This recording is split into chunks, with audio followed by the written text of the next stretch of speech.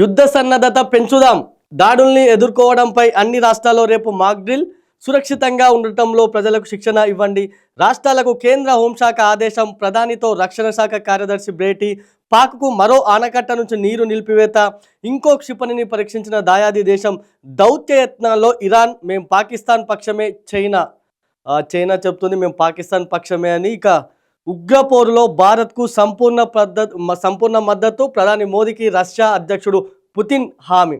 ఇక్కడ మనం రష్యా గురించి అయితే ఒక ప్రత్యేకంగా చర్చించుకోవాల్సిన అవసరం అయితే ఎంతైనా ఉంది. ఎందుకంటే ఫస్ట్ నుంచి కూడా 1947 నుంచి కూడా మొదలుకొని ఇప్పటి వరకు కూడా భారత్కి ఎవరైనా నిజమైన ఫ్రెండ్ ఎవరైనా ఉన్నారంటే అది రష్యా మాత్రమే అని చెప్పొచ్చు.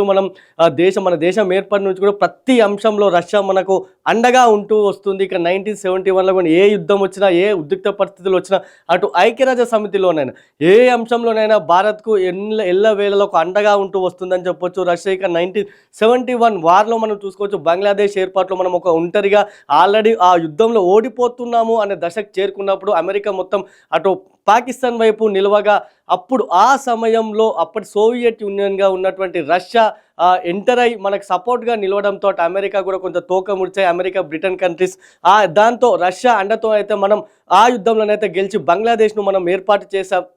ఇచ్చిన మాట ప్రకారం ఆ ప్రజలకు ఇచ్చిన మాట ప్రకారం కూడా. అంతేకాకుండా అటు ఐక్యరాజ్య సమితిలో కూడా మనం ఏ ప్రతిపాదన తెచ్చినా మిగతా దేశాలు, చైనా వంటి దేశాలు అయితే విటో అధికారంతో వాటిని రద్దు చేస్తూ ఉంటాయి, వాటి తీర్మానం ఆమోదించకుండా చేస్తాయి. అటు ఐక్యరాజ్య సమితిలోనూ రష్యాకు కూడా విటో అధికారం ఉంటుంది. ప్రతి అంశంలోనూ మనకు వ్యతిరేకంగా పాకిస్తాన్ కానీ ఏమైనా తీర్మానాలు ప్రవేశపెట్టినప్పుడు కూడా రష్యా తన విటో అధికారంతో వాటినైతే ఆమోదించకుండానైతే మనకు అండగా నిలిచాయి. ఇక ఆ ప్రతి సందర్భంలో ఇటు రష్యా చూసుకోవచ్చు, అదేవిధంగా ఇజ్రాయెల్ కూడా మనకు ప్రతి అంశంలో కూడా ఇజ్రాయెల్ కూడా మనకు ఒక సపోర్ట్గా నిలిచింది. ఫస్ట్ నుంచి కూడా ఇజ్రాయెల్ కూడా సేమ్ రష్యా లాగా మనకు సపోర్ట్గా నిలిచింది.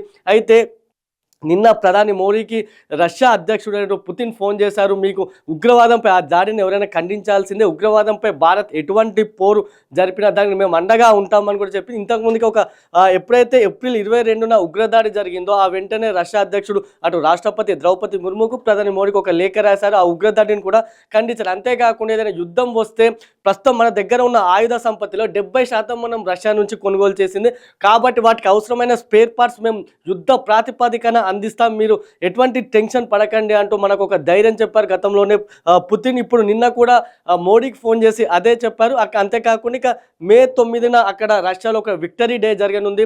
దానికి ఇప్పటికే ప్రధాని మోదీకి అయితే ఆహ్వానం అందింది. కానీ ఇప్పుడున్న ఉద్రిక్త పరిస్థితుల నేపథ్యంలో మోడీ వెళ్ళడం అయితే కొంత అసాధ్యంగా వెళ్ళడం అయితే డౌట్గానే కనిపిస్తుంది. అయితే ఈ నేపథ్యంలోనే నిన్న ఫోన్ చేసినప్పుడు కూడా మోడీ అటు రష్యా అధ్యక్షుడికి అయితే విక్టరీ డే శుభాకాంక్షలు కూడా ఆయన తెలిపారు.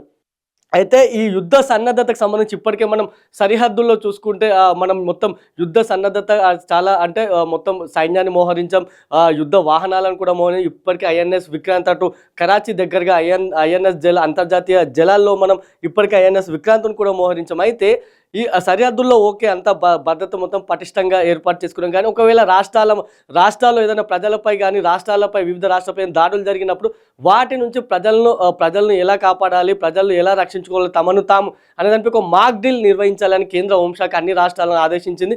ఇక రేపు అయితే అన్ని రాష్ట్రాల్లో ఈ మాక్ డ్రిల్ అయితే జరగనుంది.